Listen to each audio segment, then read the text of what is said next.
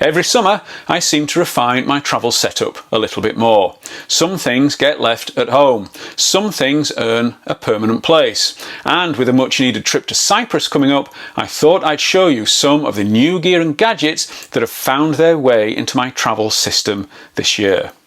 From packing at home to getting through the airport, surviving the flight and solving little problems on the road, to then setting up properly when I arrive at the destination.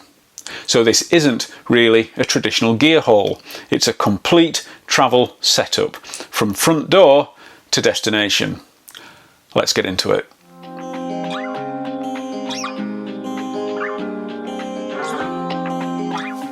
Hey everyone, I'm Jim Bob and welcome to Jim Bob's EDC, where I share everyday carry setups, gear reviews, pocket dumps and more.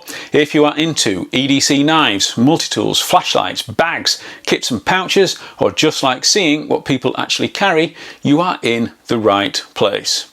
Because what you carry, carries you. Now a quick transparency note before we begin. Some of the gear in today's video was sent to the channel to check out. But there was no payment, no approval process and no obligation to make a video. But I do get to keep the products. Now these aren't necessarily the best travel products on the market. They're simply the things that I've personally settled on. The things that genuinely make travelling easier. Because I think good travel gear should do one thing above everything else. It should remove hassle. The less time you spend managing your stuff, the more time you can spend enjoying the trip. So let's start where every journey begins, at home. I've recently become a complete convert to packing cubes. I don't think I could ever go back. Before using them, I did what most people do. Throw everything into a suitcase, hope for the best, and then spend the first day of your trip trying to remember where you put the t-shirt that you want. These completely change that experience. These are the Tolaccea P11 compression packing cubes.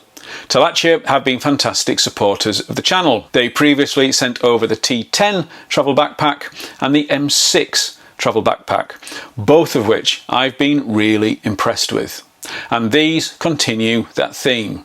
The P11 set is designed around a 24-inch suitcase, although there are different sizes depending on your own luggage.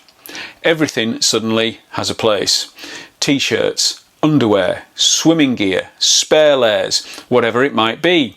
And because they're compression cubes, you genuinely gain a surprising amount of extra space. But for me, organisation is the bigger win. I've started thinking about travel as a collection of systems, modules, little ecosystems that work together, rather than one giant suitcase full of chaos.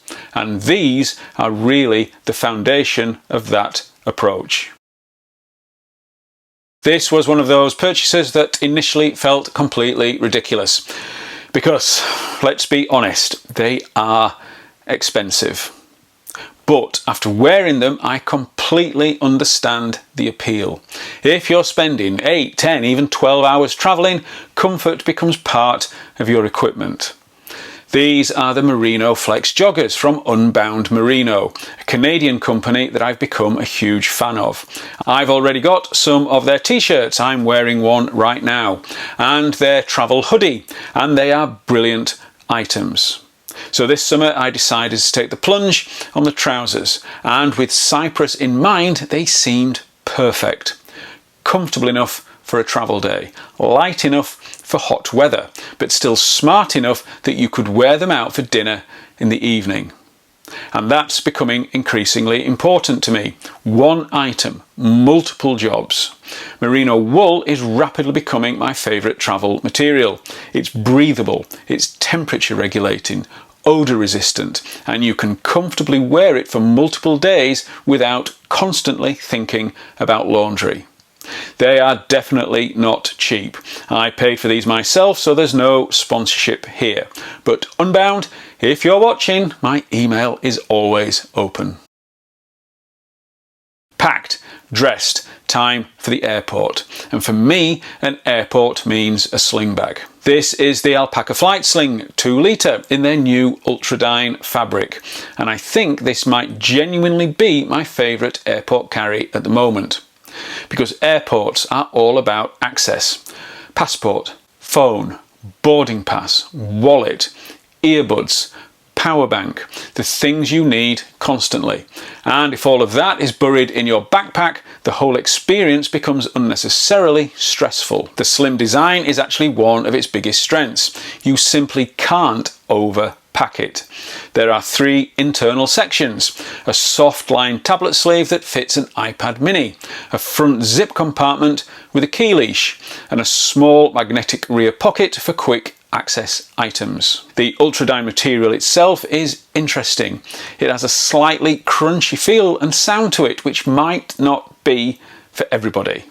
But personally, I quite like it. The important thing though is that I know exactly where my essentials are. Security becomes easier, boarding becomes easier, and once I'm sat down, everything I need is already with me. No getting up, no overhead lockers, no rummaging through a backpack. That sounds like good EDC. This is where things get interesting, because long-haul travel is really about comfort and finding small ways to make the experience a little more enjoyable. Especially when you're flying with a budget airline and there isn't any built-in entertainment system. Your phone becomes everything.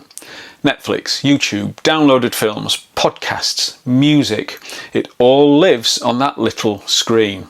So a few gadgets have genuinely earned their place this year. I recently moved to a proper MagSafe case because I got fed up with the stick-on rings constantly coming loose. And I'd seen this Google phone mount around for a while, but at £30 I wasn't convinced. But when it dropped to £10 on Prime Day, that was enough for me. It's a great little piece of kit. It's brilliantly made. It feels properly engineered. It rotates, it detaches, portrait or landscape, and it means you're not spending 2 hours holding your phone or balancing it against a bottle of water. Tiny improvement, massive difference, and those are my favourite kinds of products. This one has become a bit of a travel YouTube classic, the UGreen airplane phone holder. It clips onto the folded tray table in front of you and turns your phone into a proper little entertainment system. And honestly, phones are good enough now. For most people, that's all the in-flight entertainment you'll ever need. Hands-free viewing, better comfort, less neck ache, another little bit of hassle removed from the journey. And for about £15, it's an easy recommendation. Now this thing looks absolutely ridiculous. Let's get that out of the way immediately. You do look like you're wearing some kind of medical device, but I genuinely think it's the best travel pillow that I've ever used. I've tried the inflatable pillows, the traditional horseshoe pillows, all of them, and this is the one I keep coming back to, whether it's actually getting some sleep or simply having some support while watching a film. It just works.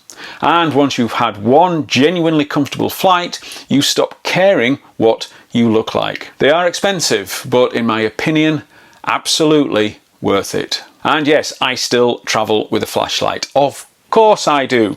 This is EDC YouTube. What did you expect? Now, I'm not expecting to be evacuating an airport in darkness, but when your earbuds disappear under a seat in a dim cabin, you'll be very glad that you've got one. This is the Fenix EO6R, very kindly sent to the channel. It's tiny, it's USB-C rechargeable, it delivers up to 700 lumens, and it's ridiculously easy to use. Just one button, cycle through the modes. No complicated click combinations, no studying an instruction manual. There's also a UV mode and a red laser pointer built in, and there's a very sturdy pocket clip. I think this is one of the best travel flashlights that I've used. It has definitely earned its place. To me, this is what EDC is really about. Not carrying tools, but carrying solutions. The Gerber Shard has become a bit of a travel EDC classic, and for good reason.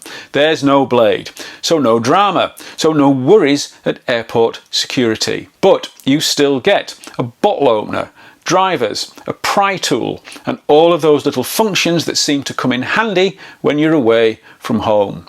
It weighs next to nothing, it costs very little, and it just quietly earns its place. This is another one that I really like. Again, no blade. It's completely travel friendly, and still with plenty of useful functionality. What's interesting is that travelling has changed how I think about tools. At home, I carry bigger solutions, but travelling forces you to ask a different question. What solves 80% of my problems without adding weight or hassle? And I think this sits right in that sweet spot. Once we get to the hotel, the priorities change again. Now it's about setting yourself up properly. Now my wife and I approached this very differently. She bought a cheaper 20-watt version, and for a lot of people that's probably enough. A phone, a watch, maybe a Kindle. Job done. I went for the 70-watt model, and yes, it does cost more, but I know how I travel. I might be charging camera batteries, a power bank, my phone, the laptop, because even on holiday, YouTube doesn't stop. The pub doesn't stop. There will still be admin to do for the Big Six, the pub I co-own, which is featured on my other channel, Wando James Pubs, Pints and Places. So I'd rather buy one thing that comfortably handles everything than constantly wonder whether I've got enough power. For me, that's money well spent. Now this thing could be seen as being completely ridiculous, but in the best possible way. Sabrent kindly sent this 252 watt 8-port charger over to the channel. And yes, it's completely overkill. At least that is until you actually start using it. 2 people travelling, 2 phones, 2 tablets, 2 Kindles, camera batteries, hair accessories, not mine obviously. Suddenly 8 ports doesn't seem so excessive. The beauty is that everything charges from one place.